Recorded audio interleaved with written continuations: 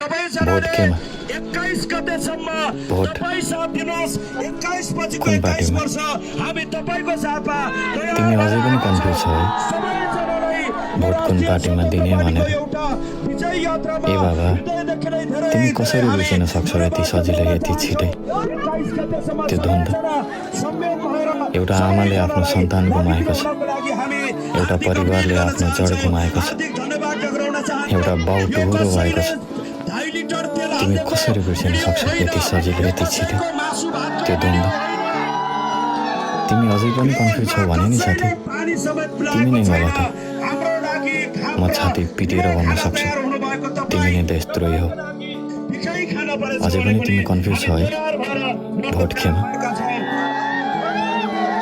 साथी, यसपालि भोट हाम्रोलाई होइन, राम्रोलाई हाल। तिम्रो एउटा भोटले देश परिवर्तन हुन सक्छ, देश बन्न पनि सक्छ।